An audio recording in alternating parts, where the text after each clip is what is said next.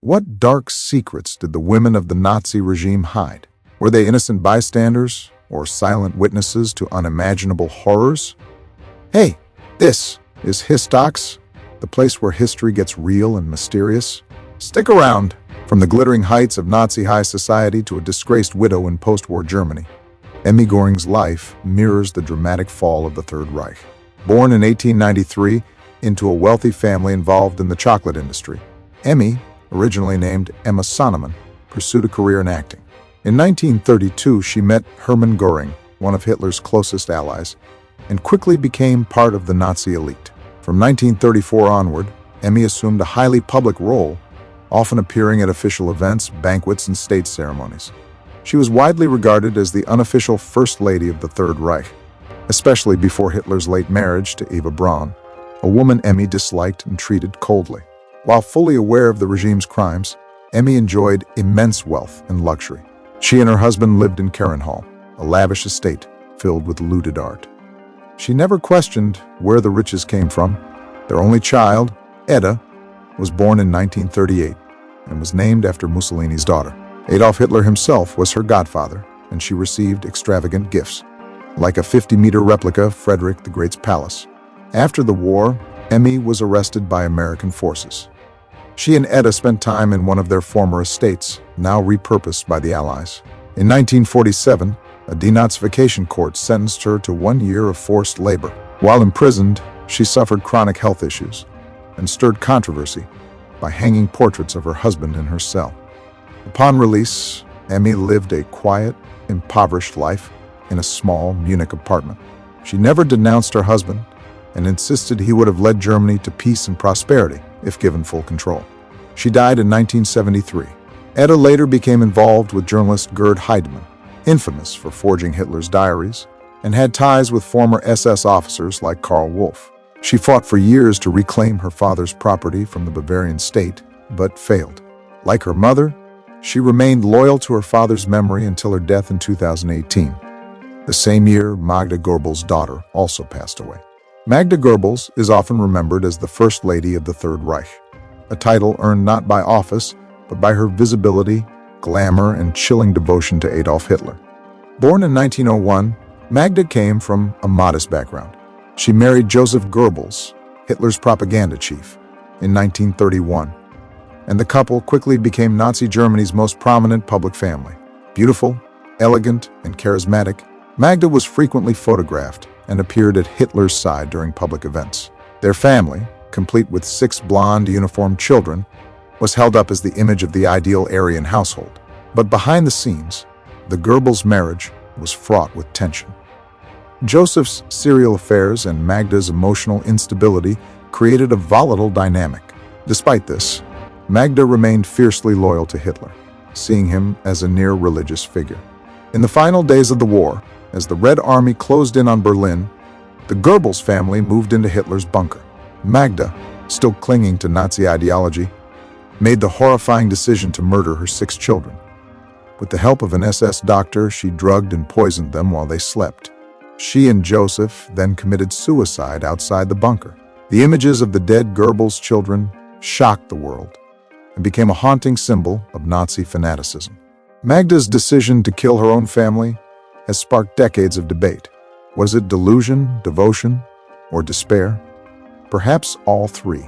Ilse Hess, wife of Rudolf Hess, Hitler's longtime deputy, remains one of the lesser-known figures of the Nazi inner circle. But her story reflects the stubborn loyalty many of these women maintained long after the regime's collapse. Born in 1900, Ilse Prohl was the daughter of a well-off Protestant professor. She met Rudolf Hess during the early days of the Nazi movement and was drawn to his political ideals and his close friendship with Hitler. They married in 1927, and Ilse quickly became a committed Nazi herself, deeply involved in the party's social scene. Her husband's bizarre solo flight to Scotland in 1941, hoping to negotiate peace with Britain, stunned the world and embarrassed Hitler. Rudolf was captured and spent the rest of his life in Allied custody, eventually being sentenced to life imprisonment at the Nuremberg trials. Ilse, however, never abandoned him. She tirelessly campaigned for his release, raising their son Wolf Rudiger to believe in his father's innocence and honor. Even after Rudolph's mysterious death in 1987 at Spandau Prison, officially ruled a suicide, Ilse continued to insist he had been murdered.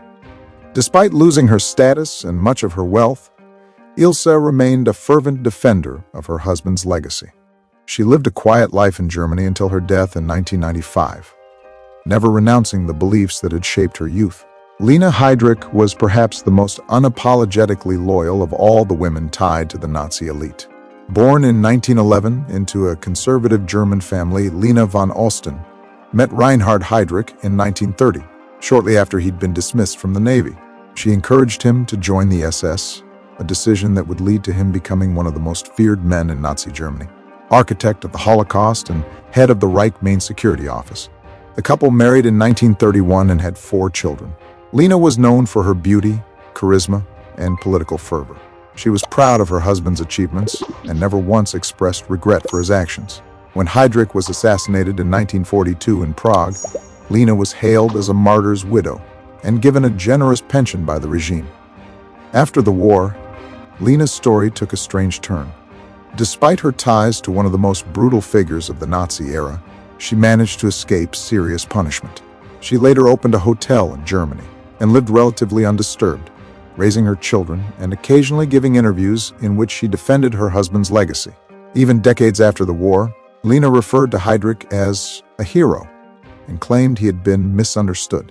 She remained fiercely proud of him until her death in 1985. Gertrude Scholtz-Klink was the highest-ranking woman in Nazi Germany, often referred to as the First Lady of the Third Reich. As head of the National Socialist Women's League, she was responsible for promoting the regime's rigid views on womanhood, motherhood, obedience, and unwavering loyalty to the Führer.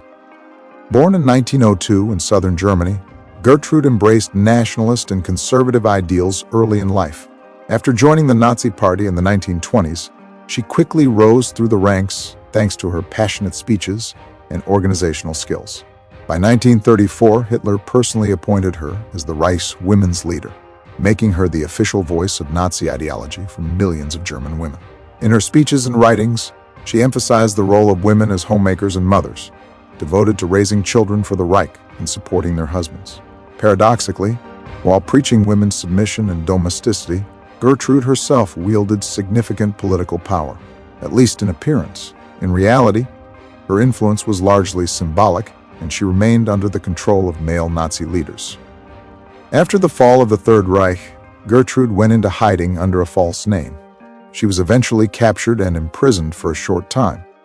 But like many others in the post-war years, she managed to avoid serious consequences. In later interviews, she remained unrepentant, insisting that National Socialism had been a force for good. She died in 1999, still loyal to the ideals of a regime that had long been consigned to history's darkest chapters. The truth behind these women remains buried in shadows. But what if some secrets are never meant to be uncovered? Smash that like and hit subscribe. Don't miss the secrets ahead.